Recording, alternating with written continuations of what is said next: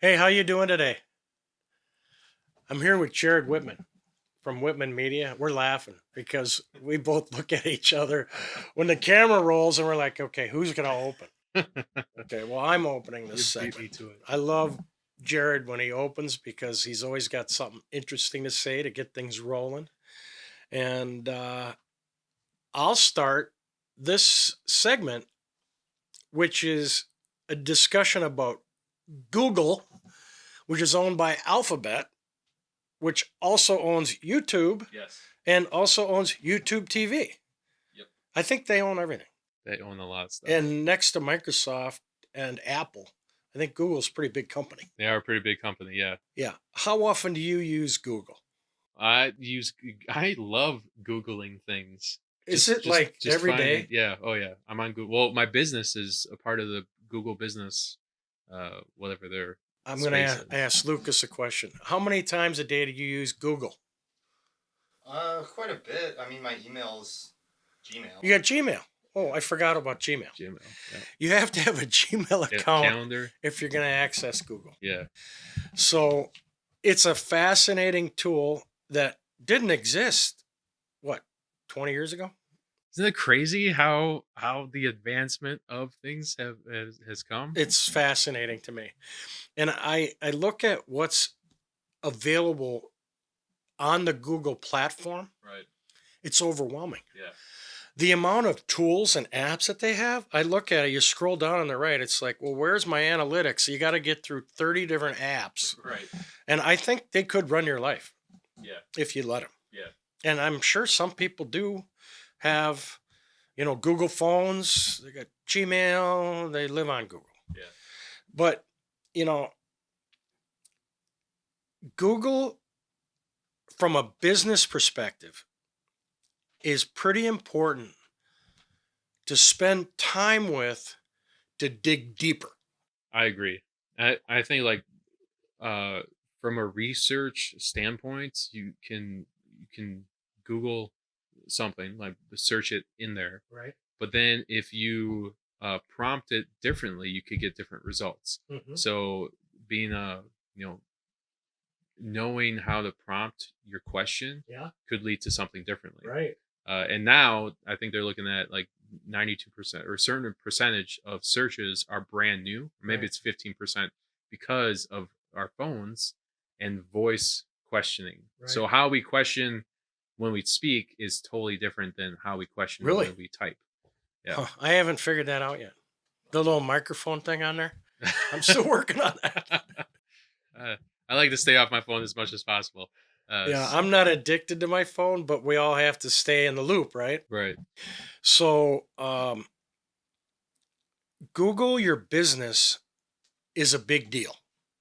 And a lot of people, if you haven't been into your Google My Business app and reviewed your profile and gone through and completed all the steps to bring it to completion, you're missing an opportunity. Yeah.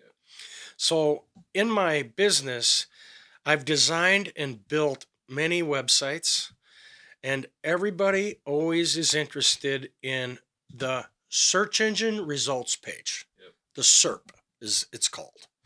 So when you go in to Google your business and you see that the rules have changed quite a bit lately. If you see that there are 10 paid search engine results ahead of your organic post, you're not in the paid game. You're Right. coming at it from the organic standpoint. Which I think is a really good standpoint to come at it from, because Google is the number one advertiser in the world. Right. I don't know how much they spend on advertising.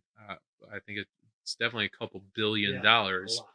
So Google creates a lot of products Right. that they can sell to advertisers to get into that paid game. Amazing. And you can kind of go off in a swirl Yeah. from a previous Cost swirl where you're paying into Google or you open your wallet to Google. And I think that's a mistake. So having a good organic strategy Right. when it comes to Google is important. Right. But I went off on a little No, tangent no, here. you're right on the money. I'm loving what you're saying because it makes me think about the conversation we had a few weeks ago about the client that was paying for leads. Yeah, And I don't really want to get into how much they were spending, but let's say it was in the neighborhood of six figures yeah, way too much. paying for leads. Yeah, way too much. So I went to their website and I went to Google their category. They're not even there. Yeah, I'm like, they're paying an unbelievable amount of money for leads through Google, Yeah. but they don't have any presence on the web. yeah. I think that's It was like, oh my God, are you kidding me? that's the company they were working with, and They were working with an ad agency. thank God we're moving to a different company, a better company, a company I've worked with. Now, no ad agency is 100% great. Right. However, the value that this new company has provided to this customer is exceeding their expectations so far in this entryway process, but onboarding process. The amount of money they spent to get there, though, was unrealistic. And that is because, some companies, that's all they know is like, oh, I'm Play to pay to play. pay to play. Yeah. Which if you're not offsetting a traditional marketing campaign or strategy to offset that digital spend, well then you're gonna come to a point where you can only buy so many leads before they run out. We were just talking about margins. Yeah. And when your margin's 10 or 20% on an investment, which is fair, Right. and you're paying six figures to get a lead that's worth 10%, the numbers don't add up for me. The math doesn't matter. I'm just looking at that going, wow, that's an interesting lesson. Yeah. So that's an example. I'm not against ad agencies Right. because there are some great ones. Yeah. But when they start charging a client unrealistic amounts of money Right. for something like paid leads, Right. Yeah. and they don't have a presence on the internet for their website, I'm just using them as an example. Right. Yeah. It pains me. It pains me to the point where I feel like I've got to help them. I've got to help them find a way out of a bad business setup. It really pissed me off that this agency was charging this amount of money, and that wasn't even their fee. Their fee was additional on top of that. So I was just like very angry with this whole situation, and now I'm excited because I get to work with that company Right. and help them decrease their Get more in line digital with spend reality. and increase. You have to look at the numbers because if you're overspending to achieve sales goals where the margins are small, the numbers don't add up. I would like to say, like, if you're like entrepreneurs, whether they're running a home service company or any entrepreneurs, sometimes you need to you're wearing so many hats, right? And unfortunately, marketing gets kind of like thrown off to the side. It's a lot of reactive. It's not Versus- as important as accounting. Yeah, versus proactive marketing. At some point, if you want to hire me or you want to hire John to look at your marketing strategy, your marketing campaigns, to get you out of that reactive marketing mentality and into a proactive marketing stability, then reach out and let us know, or drop a line in the comments, and so we can work with you or talk to you at least to understand where you're at, where you're struggling with, and what if we can help you, then we can help you. Because I think that there is so many home service companies out there that are just focused on reactive, focused on buying leads, not understanding the prospects, not understanding their customer demographics, not understanding the marketing journey, the customer buyer journey, and how to market to them as a whole. So having someone like yourself or myself in their corner, in their seats to help answer questions or give direction is super beneficial and can help out to better scalability, better growth, and better profit margins. The whole reason I started my business is to protect my clients from getting ripped off. Yeah. I stand against fraudulent billing. not because it's illegal, but because these companies inflate the investment levels to unrealistic amounts where you may be getting new customers, but you're losing money Right. because you haven't thought through the process of how much does a lead cost? Yep. What is a lead worth? Right on down the line. So when we talk about Google, I spend a lot of time counseling people on search engine optimization, SEO. Yep. And the simple explanation of that is to make sure that your online presence, specifically your website, is written correctly, is organized properly, functions correctly, has the correct amount of links, inbound and outbound, has the right number of images, has video, is connected to YouTube, and you can look at a website's content management, and determine real quickly, is there a direct connection between the words and the language and the writing and the content that's on my site and what my customers are looking for? Right. What are they searching for? We talk about keywords, Yeah. and we talk about short tail keywords, which are 2 or 3 words, Yep. phrases. Yep. And then we talk about long tail key phrases or long tail keyword sentences, where we're writing a paragraph about a product that needs to get attention. And we're talking about headlines, H1 headlines, Yep. the main headline, H2 headlines, the subheadline, H3 headlines, which oversee the paragraphs. What goes into that website from a design and content standpoint is search engine optimization. And if you don't have somebody on your team that can look at your website from an objective standpoint, you need to bring us in so that we can understand with you what's going to be required for Google to give you the proper search engine results page position so that you're moving up the ladder against your competition. I think the research says the majority of consumers will scroll past the ads to get to the organic listings, and they'll look at 1, 2, and 3 Yep. to determine, okay, those are my local service providers. Let me study these 3 businesses and get a better understanding of what they're all about as it relates to what I want to buy. Right. And you'll see businesses that have a strong Google business profile, have a strong Google presence. And I'm not talking about advertising right now. No, organic. Organic. Yeah, it's free. Yeah. Those are the ones that get the most attention. Yep. So, having your Google business profile set up correctly Yep. with photos and videos and testimonials and ratings and I mean, reviews. even with the Google business profile, you can have products and services, and then just list that out and continue. I think having a continual upload of pictures and images Yeah. kind of keeps that refreshed. Right. I mean, there's a strategy that you can do to go into your Google business profile to optimize That's it. the free That's it. aspect There's of a this ton tool. of it. Yeah. You said it. Continuously revisiting it. I get prompted by Google.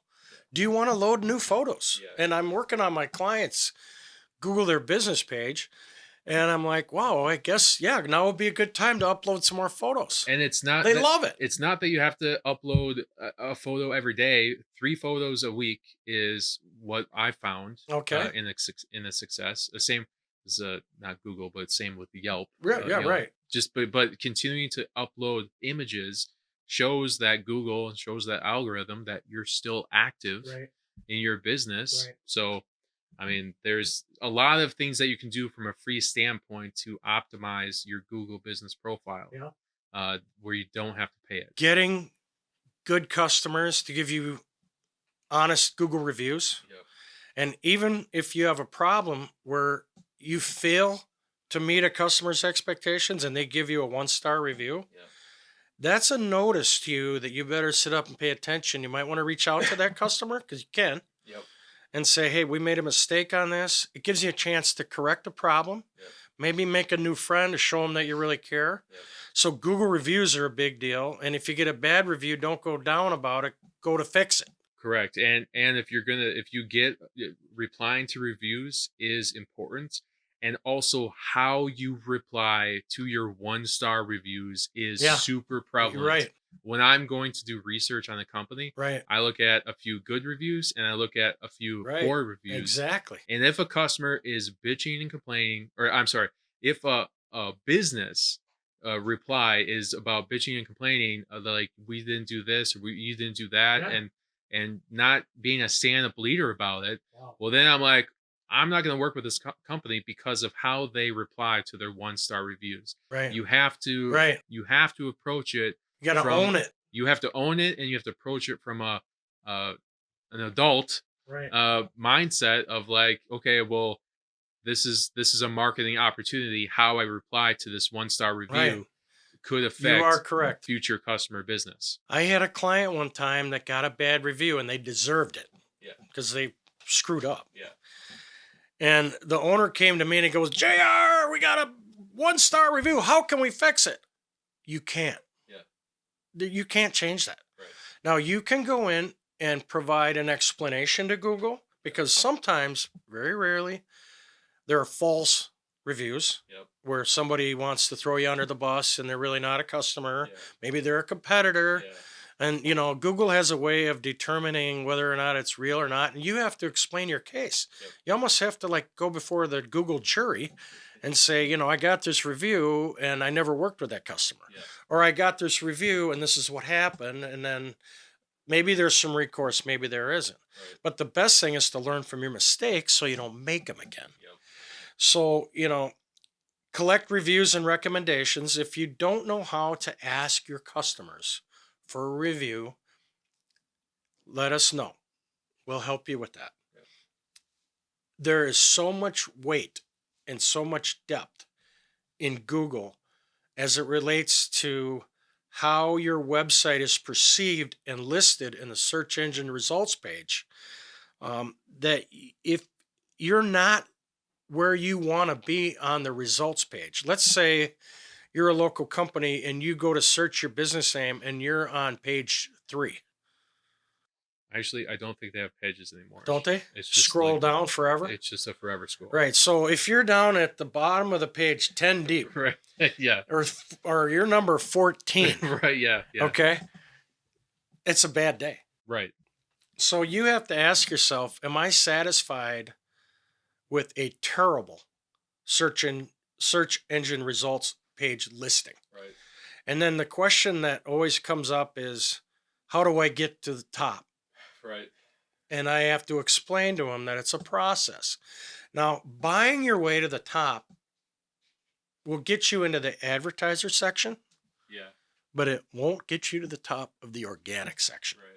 And that's where you really want to be. Yeah, I think the less money that you can spend with Google, the better, because they're always gonna just want more money. They're the number one Pay-per-click. advertiser. Yeah, pay per play type of thing. Like they have a lot of different products Yeah, they do. that you pay for. But the more robust your organic Right. searchability can be, That's number one. the more opportunities you have to get in front of I'm not clients. against pay-per-click. Right. I'm not against Google Ads. I think they're fantastic. But before you go spending money, Right. make sure your house is in order. Yep. Make sure your website is tight. Yep. Make sure it's been optimized. The other part of the equation, search engine optimization being one, search engine marketing being two, is search engine marketing, pay to play. Yep. Okay, that's when you want to get into, okay, how much am I going to spend on digital ads to make sure that my company gets the top listing in the paid section? There's about 3 or 4 different sections. There's the big money paid, and there's I don't want to spend all of my money, and then there's I don't have a lot of money, but I want to have some played, on Google. Yeah. So my advice is take the time to learn how powerful the Google apps can be. All the way through. I just finished setting up Google Analytics 4. Okay. It came out about a year ago. Yeah. And I'm not a developer. I'm not a coder. I love coding. I love development. And I know it's a foreign language. And I'm not in that realm. So I have to rely on these web guys Yeah. that are developers Yep. who understand where to drop the Google GA4 tag Right. into my code on the back end of my website so that I can see who's coming to the party. Yeah. And I just was doing it for my clients. And I had a lot of resistance from people who didn't want to deal with that. And I think it's a huge problem. Google Analytics 4 is the new analytics tool. So the reason why I wanted to get it, you talk about customer expectations, is because when we're launching this podcast, this vlogcast, this video program series, I want to see what happens. Yeah. I want to see how many people come to my site. Yeah. And I'm still in the process of getting it lined up. Right. But if you don't have a way to track that and you're not looking at your Google Analytics and understanding what are people searching for, what pages are they looking at, how long are they spending on my site, there's a lot going on there. And I'm not a Google expert, but I can probably get you pointed in the right direction. Right. And I think as a team, we can probably help you resolve some of these issues to make Google your friend and have Google working for you and not being just number 14 Right. in the list. I do want to add in here, like, for like website headers, as you said before, um, even like blog posts, stuff like that. There's a great tool called answerthepublic.com. Okay. What's it called? Answer the Public. Okay. One word. Okay. And basically what that does is that compiles search engine responses or questions from Interesting. Google, Bing, YouTube, I think maybe a couple other ones. And you can enter in a service that you have or a product that you have. So like if it was a home service company, you could do like air conditioning, and it will spit out all these different questions, a lot of data, a lot of powerful marketing data, Right. all these different questions and styles of questions that people are asking, how they're asking it. Wow. And now you can, pick some of those questions out, throw them on your website, and then answer those questions. Cool. And you're answering the questions that people are searching for, and that helps, connect. Search engine optimization. Correct. Yeah. SEO. That's a great tip. Yeah. So it's Answerthepublic.com. Yeah. Okay. You get I'm going to try that. 3 free searches. Okay. Then you got to pay. Yeah. Then There's it's a paywall. then it's pay. Yeah. Right. But at least as far as your own website goes. Per day. 3 free searches per day. Oh, that's fine. Yeah. That's fine. That's a great tool. Yeah.